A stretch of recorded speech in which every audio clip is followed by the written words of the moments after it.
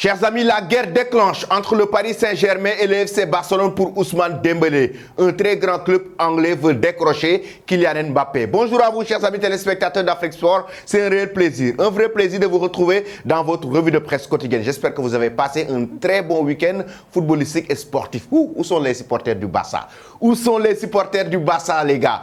Les supporters merengues, c'était chaud entre le Barça et le Real Madrid samedi. Ah oui, c'était incroyable. C'était un match formidable avec beaucoup d'intensité. J'ai beaucoup admiré les commentaires. Avant le match, ceux qui disaient que le score du match, les pronostics, j'ai vu tous les commentaires, j'ai lu tous les commentaires. 3 buts à 0, 3 buts à 1, 2 buts à 1. Et oui, beaucoup de plaisir que je vous suis à chaque fois que vous faites des commentaires, chers amis. Bienvenue dans ce tour de l'actualité, que vous soyez à la maison ou au bureau, vous restez avec nous pour ce tour de l'actualité sportive. Chers amis, que nous allons débuter avec Sofiane Amrabat, le milieu de terrain marocain, actuellement dans le viseur du club saoudien Al Ahly. Pourtant, Manchester United s'est positionné. Pourtant, les Red Devils se sont positionnés pour essayer de le décrocher. Sofiane Amrabat du côté de la Fiorentina. Là, ce matin, le journal L'équipe nous dit que Sofiane Amrabat pourrait rejoindre le club saoudien Al Ahly. Il faut reconnaître que tout récemment, Riyad Mahrez a décroché un nouveau contrat avec Al Ahly. En même temps, il y a Edouard Mendy qui a signé aussi du côté du club saoudien. Maintenant, le cadre saoudien veut décrocher Sofiane Amrabat qui est dans le viseur des cadres européens. Manchester United, à un moment donné, le FC Barcelone était sur le dossier pour essayer aussi de le décrocher. Mais là, pour le moment, comme l'a si bien informé nos quotidiens de l'équipe, Sofiane Amrabat pourrait rejoindre Al Ahly. Êtes-vous d'accord avec ce transfert, chers amis? Vous donnez vos avis en commentaire. Après cela, nous allons en Italie pour parler de Romelu Lukaku. Le dossier Lukaku à la Juventus de Turin prend un autre tournant. Une vidéo qui a été virale sur les réseaux sociaux qui montre Lukaku en train de discuter avec des supporters. Un supporter lui pose la question. Lukaku ne part pas à la Juventus et il répond carrément qu'il ne pense pas rejoindre la Juventus de Turin, la vieille dame. Et cela a été viral. Viral sur les réseaux sociaux à un point où la presse italienne en parle. Regardez bien, Corriere dello Sport avec Juventus non credo, avec Quotidiano Sportivo aussi qui en parle avec la déclaration de Lukaku concernant Juventus de Turin.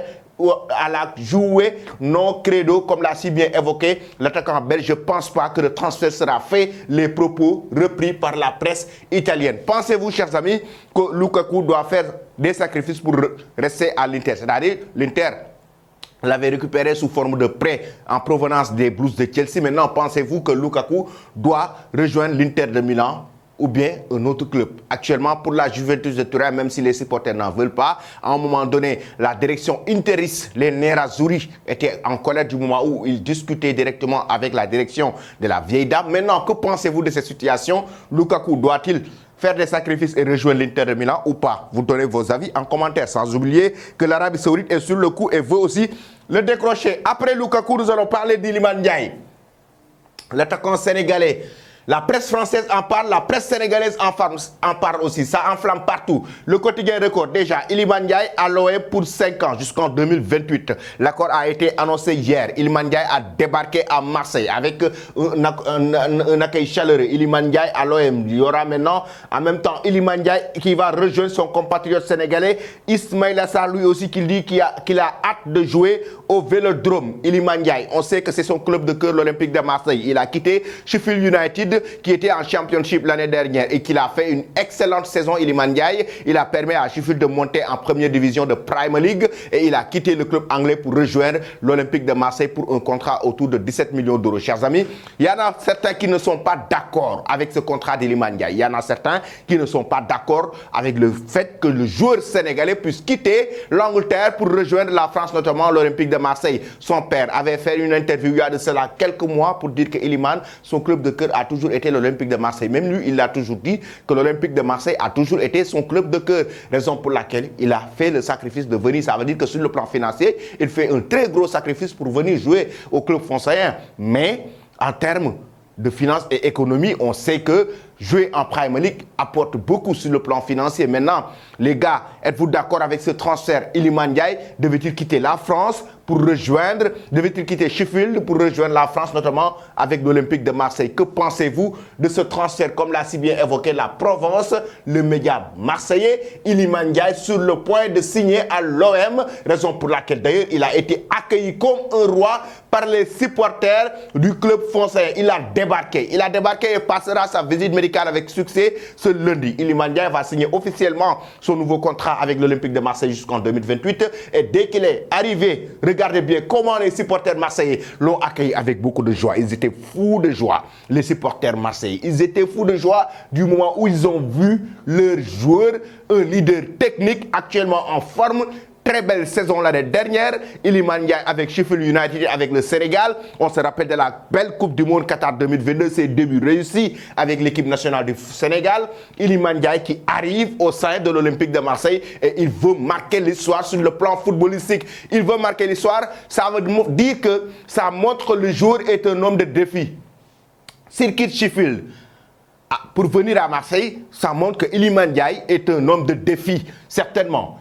Avec Iliman Ndiaye, avec Pierre-Emerick Aubameyang, avec Ismaïla Sarr en attaque, l'Olympique de Marseille aura une très belle attaque sur le plan offensif. On est d'accord. Maintenant, ça c'est le leader technique. Je pense, c'est mon avis personnel, hein, je pense que Iliman Ndiaye est capable d'hisser l'Olympique de Marseille très haut. Si le groupe arrive à être très engagé, Iliman Ndiaye peut les amener très haut. Du moment il a un niveau supérieur. Il a évolué en championship en Angleterre qui a le niveau plus supérieur. Et en même temps, Iliman Ndiaye est un joueur très talentueux. Il faut le reconnaître. Il est très talentueux et c'est un bosseur. Regardez les performances qu'il fait en Angleterre qu'il a fait la saison dernière. D'ailleurs, ces dernières saisons, ça montre que c'est un bosseur, un joueur qui aime vraiment le ballon, un joueur qui aime gagner, qui aime marquer des buts. Chers amis, que pensez-vous de ce transfert? Vous donnez vos avis en commentaire. Après cela, nous allons parler de Sadio Mané. Beaucoup de médias avaient annoncé la visite médicale de Sadio Mané ce dimanche. Finalement, ça aura lieu ce lundi à Dubaï. Sadio Mané va signer son nouveau contrat et passera avec succès la visite médicale avec Al Nassr de Cristiano Ronaldo. Comme vous le savez, Sadio Mané a quitté le club bavarois, le Bayern Munich, ce week-end. D'ailleurs, il n'a pas joué en match amical avec le club bavarois. Le Bayern Munich a confirmé son départ à travers un communiqué pour dire que Sadio Mané était en train de discuter avec un autre club, raison pour laquelle il ne faisait pas partie de l'effectif pour disputer une rencontre amicale avec le Bayern Munich durant ce week-end, ce samedi.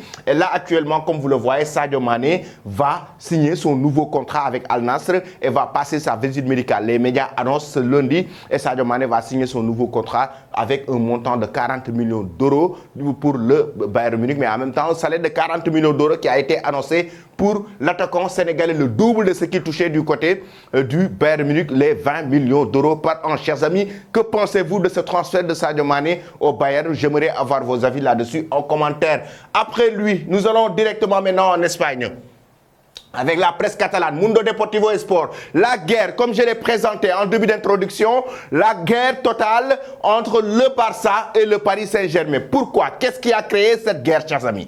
Qu'est-ce qui a créé cette guerre? Mais en attendant, félicitations aux Barcelonais, félicitations aux Catalans pour cette belle victoire en match amical face au Real Madrid. El club déclara intransférable al extremo tras la pétition française de négocier con Ousmane. Regardez bien.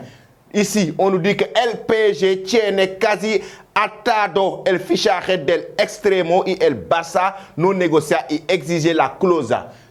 Le Paris Saint-Germain, el equipo parisino quiere pagar hoy la cláusula de Dembélé. Le Paris Saint-Germain veut acheter aujourd'hui ce 31 juillet, la clause libératoire d'Ousmane Dembélé qui s'élève à une somme de 50 millions d'euros. S'ils attendent jusqu'à demain, le 1er août, ça va s'élever à 100 millions d'euros. Mais aujourd'hui, ça va s'élever à 50 millions d'euros et le Paris Saint-Germain est prêt à le payer aujourd'hui. Un accord total a été annoncé entre le PSG et Ousmane Dembélé. Le clan Ousmane Dembélé pour un contrat de 5 ans avec le Paris Saint-Germain. Le club de la capitale française aurait trouvé un accord avec l'agent d'Ousmane Dembélé pour un contrat jusqu'à 5 ans. Maintenant, de son côté, le Barça ne veut pas le laisser partir. Raison pour laquelle, d'ailleurs, Laporta, qui déclare la guerre à cette équipe française, Laporta, tout comme Xavi Hernandez, ils sont en train, ainsi que Matteux, ils sont en train de négocier avec le joueur pour qu'il reste, pour le conserver. Raison pour laquelle, en même temps, le média Sport nous dit carrément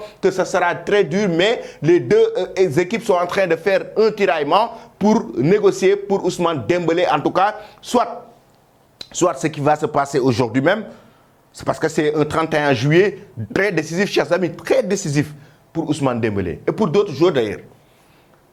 soit le Paris Saint-Germain met sur la table la somme de 50 millions d'euros pour le décrocher, la clause libératoire, soit il accepte, maintenant c'est au jour, il accepte de rester au Barça, de prolonger son contrat et de continuer l'aventure avec le club Blaugrana.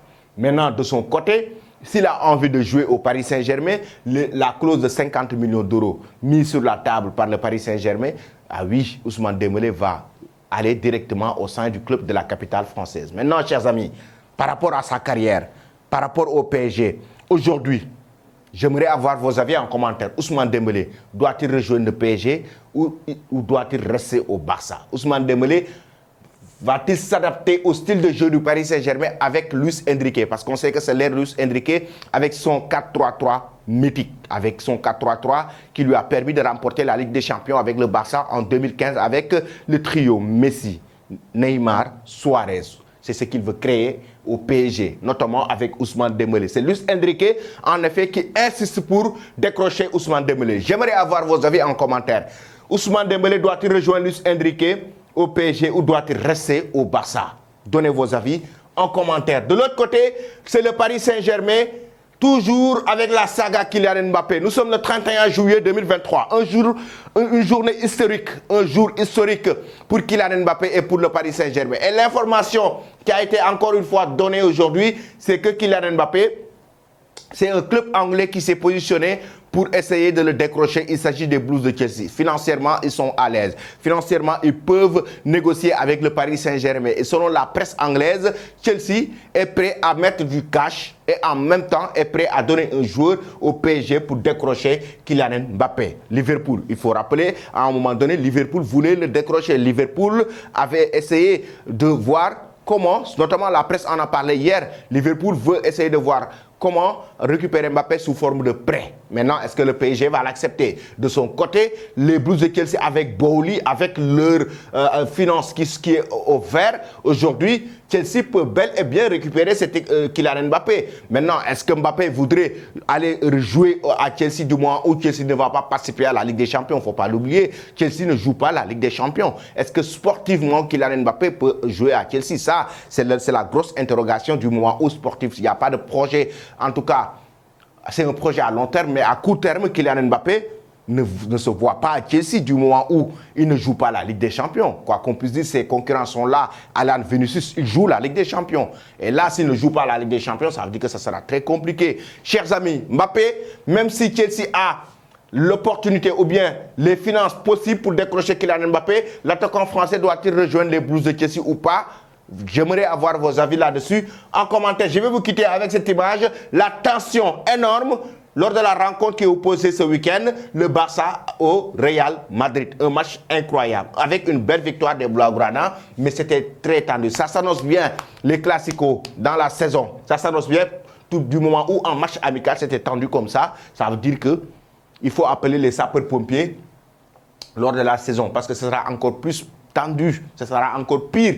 Parce qu'en match amical, les deux équipes n'arrivaient pas à retenir les nerfs. Les deux équipes étaient vraiment en train de jouer une finale de Ligue des Champions. Ça veut dire que dans la saison, ça sera encore plus électrique et plus chaud. Qui va remporter la Liga entre le Barça et le Real? D'après ce que vous avez vu, quelle est la meilleure équipe entre le Barça et le Real? D'après ce que vous avez vu en match amical, donnez vos avis en commentaire. Donnez-nous de la force. Abonnez-vous sur cette chaîne pour ne rien rater de l'actualité. Merci et très belle journée.